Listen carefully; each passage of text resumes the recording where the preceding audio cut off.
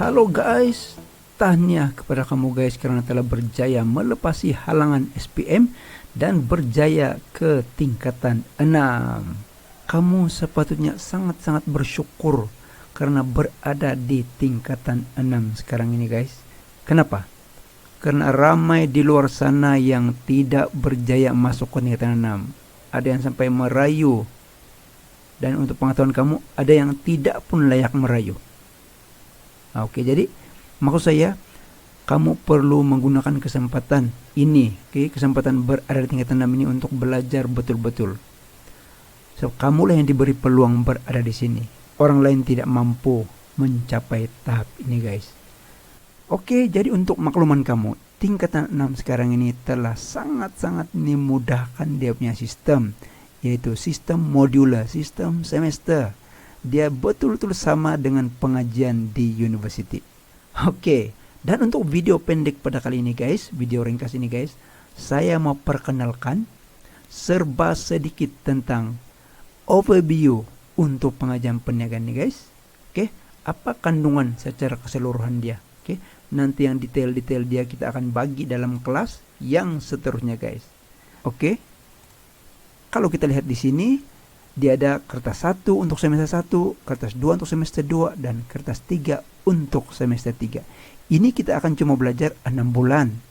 Ini kita akan belajar 6 bulan. Dan ini kita akan belajar 6 bulan. Jadi sangat-sangat simple dia punya pengajian. Dan untuk tempo 6 bulan ini, dia ada pemeriksaan penting di sini.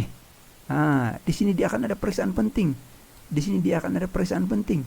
Dan setiap pemeriksaan itu hanya cover bahagian yang kamu belajar di sini saja. Ini untuk ini.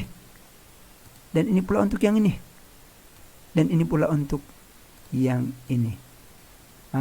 Bukan macam tingkatan 4, tingkatan 5 dulu. Tingkatan 4 kamu belajar 1 tahun. Tingkatan 5 kamu belajar 1 tahun. Lepas itu SPM untuk 2 tahun punya ujian itu. Tidak. Ini sangat-sangat dipermudahkan sudah. 1 semester, 1 semester, 1 semester. Ini yang bagian ini yang akan keluar untuk pemeriksaan semester 1. Bagian ini saja yang akan keluar dalam semester ini, dan ini saja semester ini. Jadi sebenarnya kamu sangat-sangat beruntung. Malangnya apa yang berlaku yang saya dapat tingkatan 6 ini ialah begini. Budak-budak tingkatan 6 ini yang pelajar tingkatan 6 rendah terutamanya lah, lower section ini, kamu masih lagi terbawa-bawa yang SPM punya gaya. Yaitu kamu honeymoon. Oke? Sini kamu tidak belajar. Kemudian ini kamu baru mau bangun. Sini kamu baru habis. Tapi GPA kamu di sini, CGPA kamu sudah rendah di sini. Dan susah untuk kamu mau kejar. So, ketinggalan sudah. Dan ada pelajar yang dari awal dia sudah start. Oke, dia sudah start belajar dan sampai begini, maka mereka memang adalah antara pelajar yang terbaik.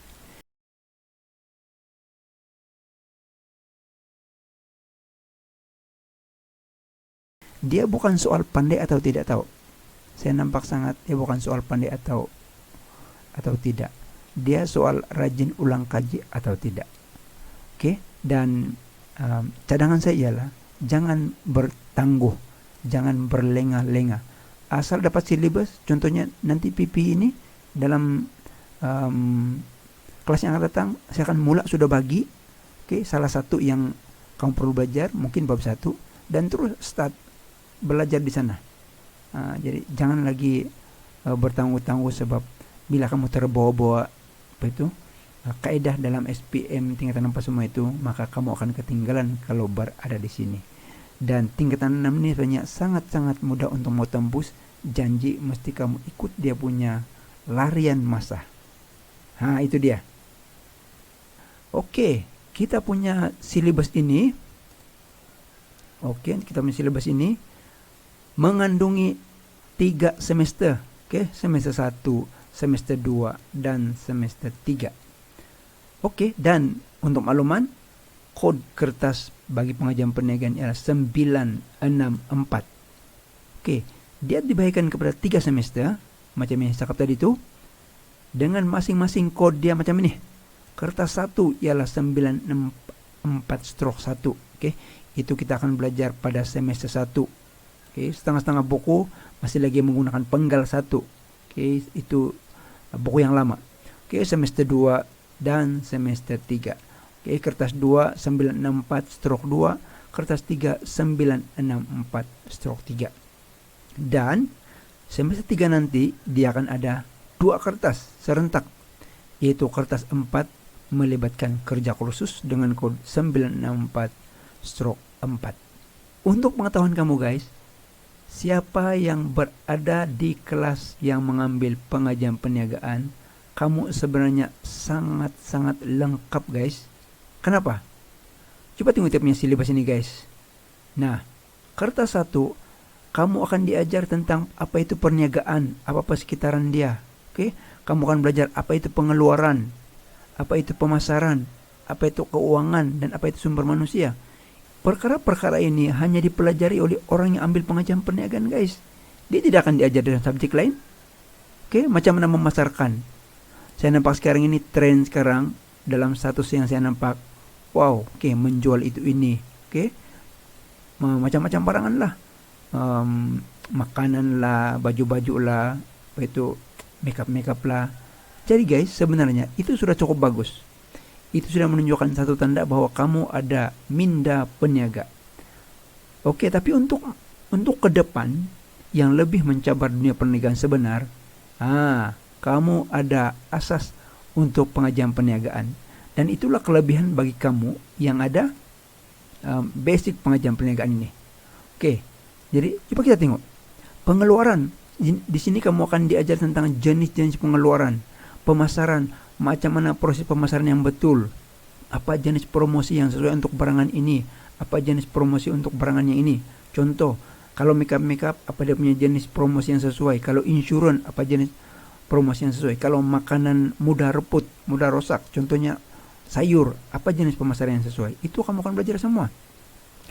Bab 4, keuangan. Oke, keuangan ini nanti kamu akan diajar macam mana menyediakan account, macam mana aliran tunai. Kamu akan ada basic semua itu. Jadi maksud dia kan kamu akan lengkap sebagai seorang peniaga, bah. Kamu tidak perlu orang lain lagi. Kamu package kamu sangat-sangat full sebenarnya, all in one. Sumber manusia, apa sumber manusia? Lain kali kalau kamu jadi bos kah, pengurus kah, kamu perlu tahu apa itu sumber manusia, macam mana kamu mengambil pekerja, apa dia punya step-step. Kalau pekerja kamu katakanlah sedang bekerja, macam mana cara kamu memotivasi pekerja. Dan tidak dapat dinafikan ada pekerja yang memang dia boleh kita katakan malas lah guys. Oke, itu macam mana cara kamu handle, macam mana kaidah untuk kamu bagi dia lisan, amaran lisan, seterusnya surat. Sebab kalau kamu terus berhentikan dia sebagai pengurus syarikat atau kamu sebagai seorang ketua dalam satu organisasi, kamu boleh disaman di mahkamah. Jadi di sini guys, untuk kata satu ini kamu sudah lengkap untuk perniagaan. Kamu pergi pengurusan untuk kertas 2 itu, semester 2, kamu dikehendaki mengurus sebuah organisasi. Kemudian kamu akan diberitahu pula tentang aspek perundangan. Isu-isu jual beli, apa yang kamu boleh jual, macam mana sebenarnya perjanjian dia, kontrak dia macam mana. Sekarang kamu menjual begitu-gitu saja kan.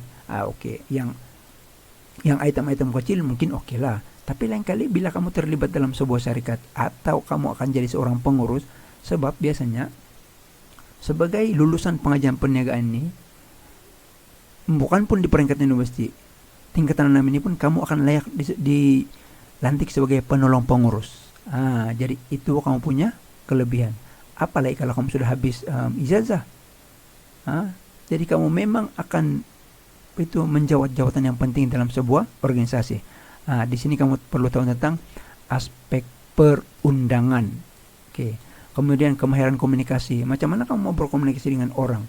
Orang ini 1.000 orang, 1.000 lah kepala dia, 1.000 lah jenis dia. Di sini kamu akan diajar macam mana kaidah untuk mau berkomunikasi dengan orang.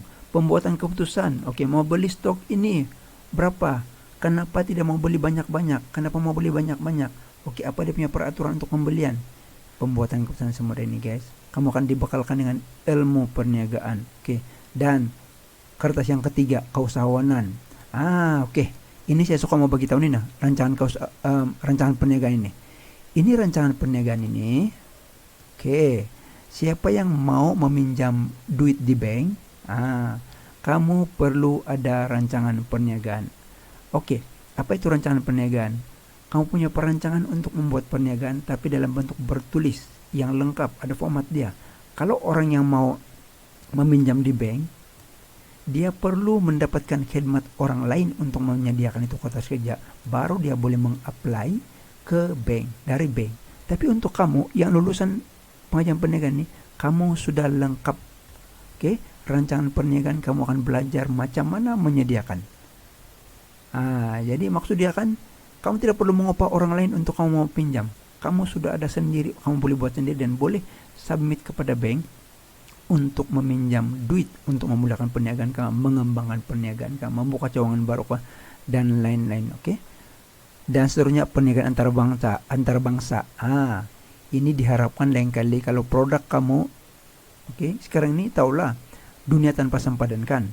Kamu boleh menjual ke negara China boleh menjual kepada kita boleh menjual ke Thailand, kita boleh menjual Indonesia. Perniagaan antara bangsa kamu perlu paham. Oke, lebih kokoh lagi bagus kamu punya perniagaan sekiranya kamu ada asas tentang perniagaan antara bangsa. Bukan pos-pos begitu, bukan kirim-kirim saja begitu. Dia ada etika, dia ada pertukaran mata uang. Itu kamu akan belajar sini semua. Macam mana kaidah dia. Dan yang terakhir untuk bab 4 ini, untuk kertas 3 ini, etika perniagaan dan tanggung jawab sosial. Oke, sebagai peniaga kita bukan mau cari untung saja tapi mengabaikan undang-undang.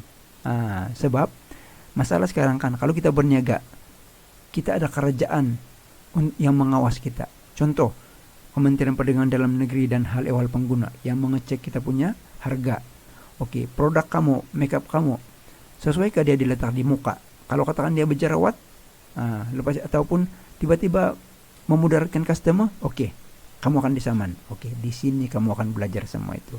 Oke, dan yang terakhir ialah tugasan, yaitu kerja kursus. Oke, kerja kursus ini, saya mau bagi tahu satu.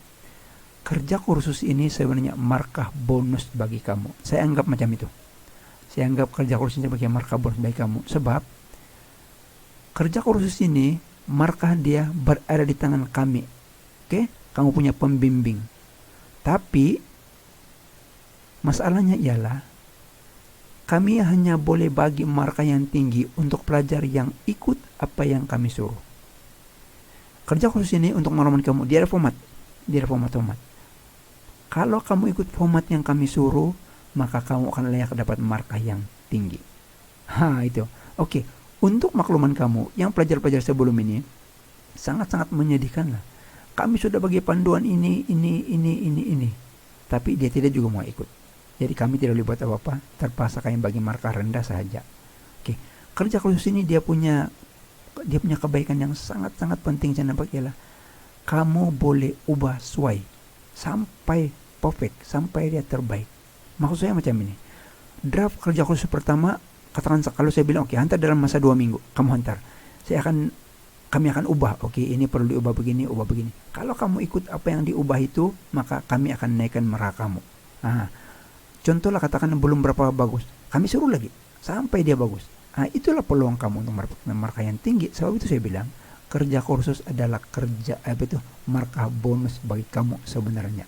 Sebab ada harapan untuk mendapat E dalam markah kerja kursus ini dengan syarat ikut apa yang kami minta, ikut dalam silibus kerja kursus tersebut. Jadi oke guys, pelajar-pelajar semua, terima kasih karena telah mengikuti video ini. Sekali lagi, selamat datang ke tingkatan 6. Ini leluhon kamu untuk ke Menara Gading. Tapi ingat, hanya orang yang berusaha saja akan berjaya ke sana. Alah, tidak perlu cikgu, saya ini oke bah, saya punya SPM begini grade. Tidak semestinya.